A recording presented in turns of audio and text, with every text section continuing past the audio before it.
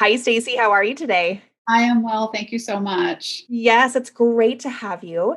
I'm excited for our audience to get to know you and hear about this incredible work that you do in this book that you have and dive into the ins and outs of how you help support people and how you can help support the women in our community here today.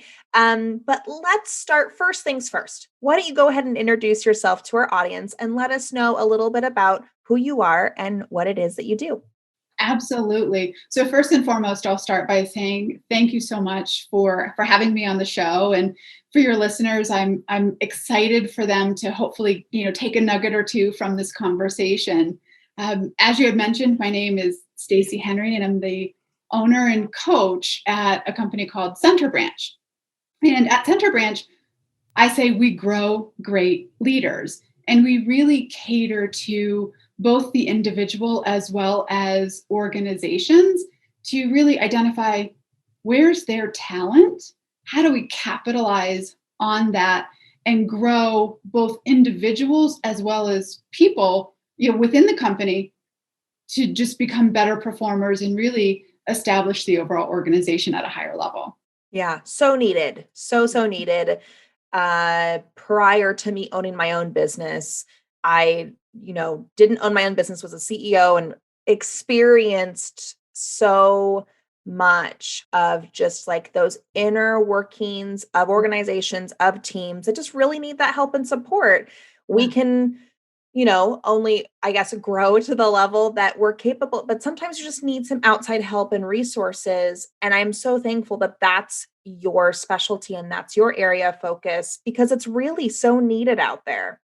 Yes, thank you for that. And it is, I don't think people get up every day and say, I don't want to help my employees and I don't want to grow people. Mm-hmm. Time gets in the way. And being a manager or a supervisor or, even at the C-suite level, it's it's a time commitment to really develop and grow people to their fullest capability. Yeah. Yeah, absolutely. So tell us a little bit about kind of how you got here, where you had experience in this, where you saw the need for this, and how you then kind of went on the path of becoming a business owner and writing a book. Absolutely. So my road is a little bit windy, like many people. Like all yeah, with the Yes. cliffs and the falling debris and Yes. Yes. yes. So I'll start out by saying I went to school for social work. My whole idea in life was I just want to help people. And I'm air quoting. I just Yeah. want to help people. Little did I know that that would be very, very emotional and it would be a heavy burden on my heart. And I give a huge shout out to all of the social workers and all of the counselors who do that kind of work every day. Yeah. That's what I went to school for. I did it for a minute and realized I wasn't equipped. And it hurt my heart so much seeing all of the change that I knew was necessary, but not having the immediate impact that I wanted to. And so I did a hard pivot and actually went Mhm. into sales. And very different, I know. People are like, "What?" And I worked for an organization where I kind of grew through their sales ranks, and I was a regional vice president. I had, a couple hundred stores under my Mhm. umbrella.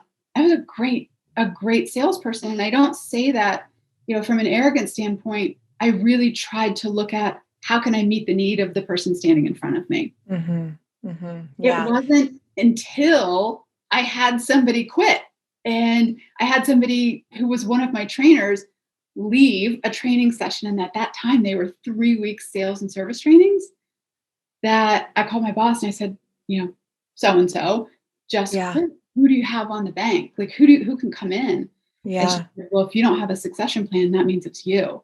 I had never even heard of succession plans before. So I had to go into Woo! classes and it literally changed my life. I went from sales into training in HR, and that's where my love of leadership development and team development and just that growth of other people really started to blossom. Ah, yes, being in it and then in a way that just it is that awareness, right? Of like being in something. Mhm.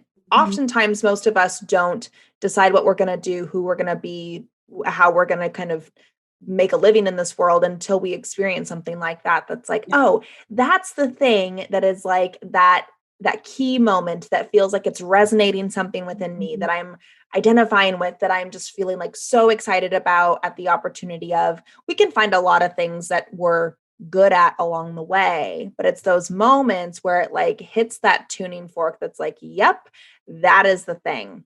It So really, how really yeah. was. So how long did you then stay kind of in that position before you were like, you know what? I want to do this for a whole lot of different organizations and a lot of people and kind of do it on my own and not just do this for people at this one specific corporation. Yeah, I was within that position and kind of in that role, which, I should mention was about 3 or 4 steps backwards. And so when Mm, I took that role, people were very surprised. And it really made me stop and think, this is something that I want to do and it's a passion. So purposely stepping back to learn how to grow into that was important. And I stayed with that organization for about 7 years until they closed. And wow. Okay. yeah, and from there, I just, I've worked for small organizations, privately held, just starting up, all the way through, Fortune 50 aerospace and defense. And I've along the way made a lot of mistakes, but also saw a lot of need, which is what led me to write the book. And I Yeah. thought, over the course of the last 25 years in my career, the one thing that has been constant is change.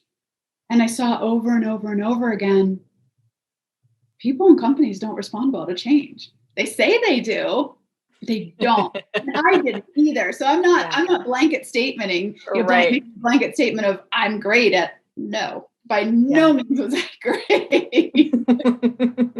I don't know, I mean, especially like initially, right? Because it's not often that we're the ones choosing the change. It's like a certain situation comes up, somebody leaves, it's like it's a forced change. So it's like initially we all kind of tend to go, whoa, whoa, whoa, like what is going on? What's happening? How do I kind of wrap my head around this? And then if maybe we have more skill set in it, we're able to kind of course correct and figure out where we're going to go kind of quickly. But, for the majority of people, it's just like it can leave us with our head spinning until somebody comes along and like stops it. Right. Absolutely, absolutely. And you hit it on the head. One of the things that I often say is we often don't choose the change. Right. And when I'm talking with my clients or I'm in a coaching conversation, and admittedly myself, I have said over the course of time, I didn't pick this change. I don't have a choice. The proverbial they, are making decisions about this choice. I'm just going to go with the flow. It's easier. And I paused one day and I thought, I actually do have a choice. I Hmm. didn't have a choice in the change that came to me. I have Sure. a choice in how I show up, how I respond, how I react. Do I get stuck in the past and hold on to that past, for dear life?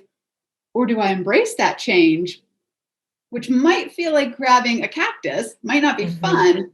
And do I move through it and grow through it? And that's really, I think, a pivotal point where people are given their very first choice, they have to make it. They have to Yeah. make that choice. So, how much would you say, like percentage wise, when you either go into a company or you're working with somebody, what percent do you say that you work on letting go of the change part versus working with the new, like developing the skills to have like the new path? How much of it is, okay, really walking people through, we got to let go, the Mhm. change has happened, we can't hang on for dear life anymore.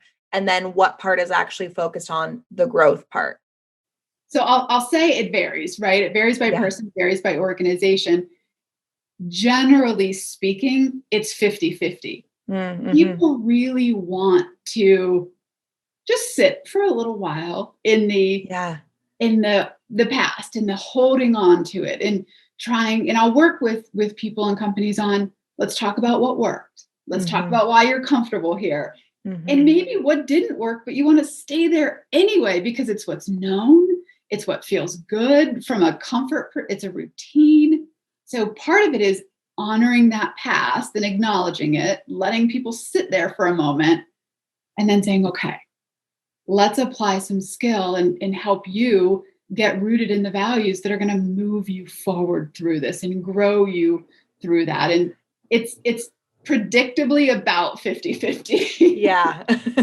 I would think that there would be a lot of focus. I mean, my guess would have been pretty close to 50%, if not maybe even sometimes more, where people just have a hard time letting go. But then once they do, they really soar, right? But like you said, everybody's different. So let's go into the book that you wrote. Did the book come first, or did the business come first? What, chicken or egg? What happened first for you? Did you, or maybe at the same time?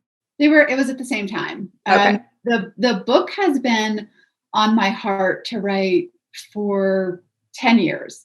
And I had this, like many people probably have had, this little voice to say, who are you to write a book? You don't have XYZ position, or you've made a lot of mistakes. And finally I said, I held on to the past of all of that. And I said, okay, my choice is to write it anyway. So in 2020, in January, I actually started writing the book. And I was working at the time for a Fortune 50 aerospace company, and very systematically kind of wrote on a continual basis while going through COVID, while going through all of the reductions in force. I mean, we laid off just thousands and thousands of people in response Mm. to Mhm. the economy. It really hit aerospace very hard. And I knew I had enough foresight to say, okay, at the end of this, there's a Yeah. high likelihood that I'm going to be impacted. Right. And I had this side gig that I Mhm. was formalizing. And I said, okay, I'm going to embrace this and jump full force in. And so it was in that August timeframe that I wrapped the book, left corporate, and then the book launched in November. Mhm. Mhm. Yeah. I love it. Let's dive into the book a little bit. There's a couple of key ideas that you've kind of laid out here in the book, and I'd love to dive into some of them. The first one that you talk about that we already touched on is the only constant in life is change. Um, the second one, your success in weathering through change is dependent upon the values that you're rooted in. Talk about that a little bit.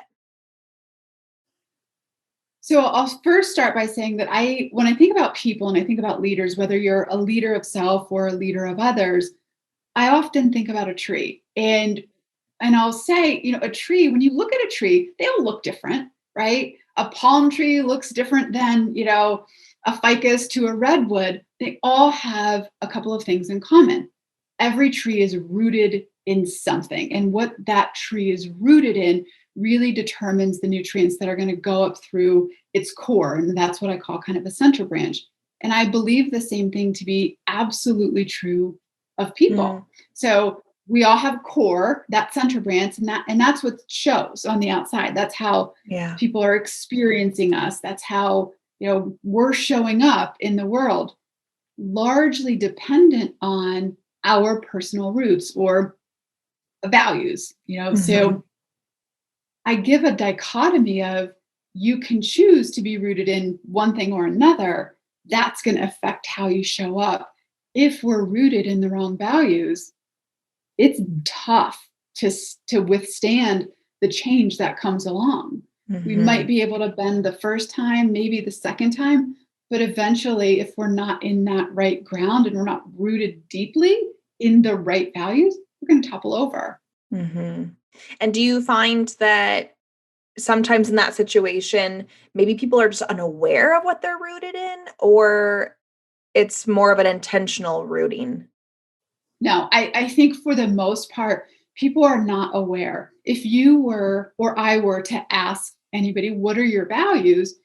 people would come up with some common phrases. They would say, "Oh, I value love or friendship," or insert whatever it is. Mm-hmm. When we do the work to really dig deep on what actually are my actions, what am I displaying, what are my thoughts, how is that coming across? That's going to give us some indication into what we're rooted in. It's an intentional act that people have to really think about this to make sure that they're accurate. Yeah. And one example is, love versus conflict. At face value, no one's going to say, "Yeah, I'm absolutely rooted in conflict." However, if there's that sense of, competition or one-upmanship, or, just a general difficulty, probably it's conflict. Mm-hmm. And knowing that and figuring that out, and oftentimes you have to ask people, but be willing Right. and ready for the answer. Right. That's what's going to help you start to figure it out. So it's not going to be a Mm-hmm. quick, easy, "I'm going to write this down in 5 minutes." It's an intentional process. Yeah. And so then going into the next key factor, which is identifying your center branch and like how to do that, that's part of the exercise as well that I would think is asking others. It is. It's absolutely asking others. And before I have my clients ask others, I say, "How are you showing up in the world? Mm-hmm. How are people experiencing you?" And I use that phrase really specifically. How are people experiencing you? And I'll kind of have them go through that and write that down. And I'll say, my suggestion is that you go now and ask people how they're experiencing you. Mm-hmm. You can do it anonymously. I can do it. I can collect a 360. I can give you the feedback, or you can be brave, go and ask people and be ready to receive the information. You might be surprised in a not great way. And then that's data that we work with. Or you might be surprised in a fantastic way.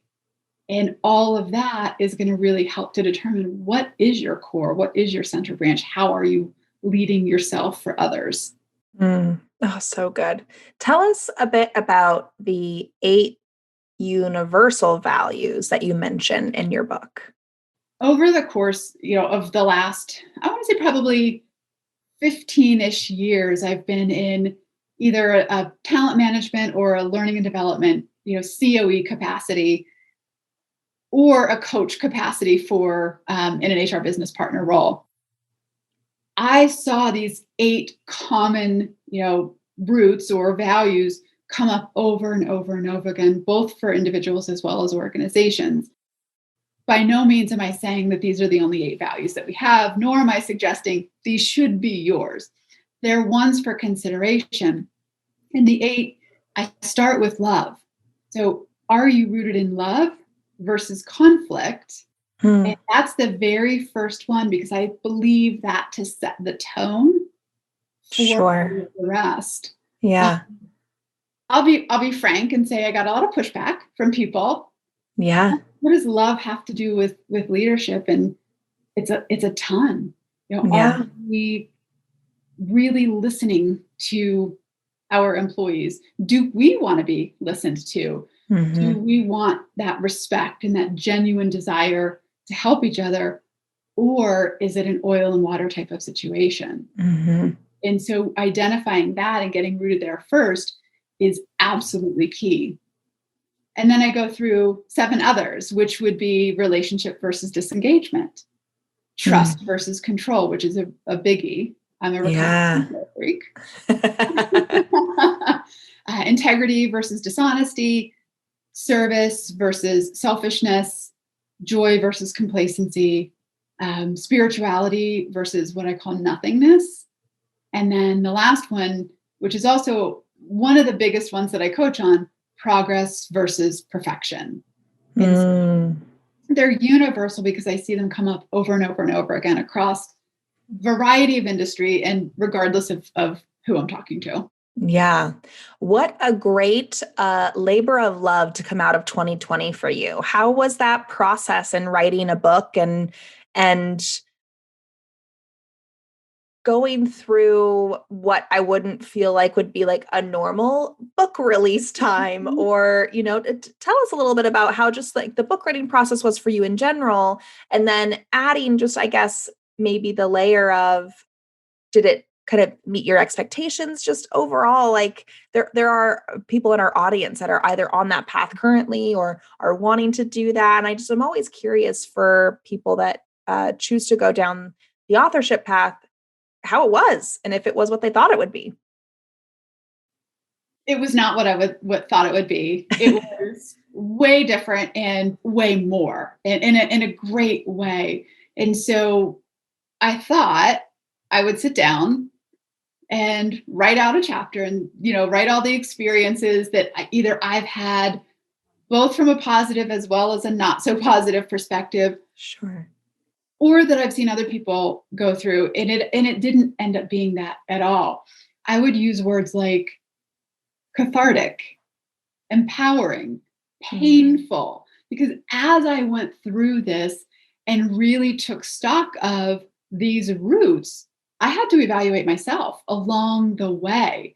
And I had to really think about the examples of when I was not rooted in the right things, when I may have been rooted in perfection or complacency, to share those examples. And so that was the painful part, but it was also cathartic. And it was also a growth process for me, because I was able to say, wow, all of these experiences over the course of the last, X number of years have really led me to where I'm at today. So it was all of those things wrapped up into one. And I don't think that I had an expectation for launch. I really don't. I just hope. Probably a good way to go into it. Yeah. I hope my goal, my true, honest to goodness goal, was this book would impact a single human being to think differently about what they're rooted in, and then pass that on to one more. And so from a multiplier's perspective, I just wanted to start with one. Yeah. And then it's helped so many more. Where can we find a copy of the book to purchase and dive into and find ourselves getting rooted in? Absolutely. So you can find the book on Amazon, Get Rooted, Growing People and Companies Through Change. Or you can reach out directly to me, and I'm happy to send you a book as well. Excellent. Excellent. One question that I'm changing up this year for the podcast and just connecting with the female leaders that we, that graciously give their time, that we interview on the show, that are then listeners graciously spend the time to listen to from all over the world. 2020 was a year that did impact everybody. That was something that we all have in common, right? So from wherever the listeners are listening from, what I would love to know is what are things that maybe you chose to leave in 2020 and let go of? And then what were some lessons that you learned or things that you wanted to bring forward with you into this new year? It's such a great question. When I think about what I'm letting go of, it's really the idea of my plan, air quote, right? And so we all have a plan that we put together, and we think that it's going to go, A, B, C, D, and clearly that hasn't happened for many of us. And so I've decided this year that while there are intentions that I would love to have for this year, I am letting go of part of and this is the control piece in my book. I'm letting go of my own plan and trusting whatever comes along the way. Now, I'll do my part and I'll continue to show up, but I'm not going to over manufacture and process myself to death. I really want to experience more versus planning more. Oh, love that. Love that so much. Oh, Stacy, thank you so much for being here and being part of the podcast today. It was such a great chance to get to talk to you, learn more about the book, just get kind of like a snippet of what you offer.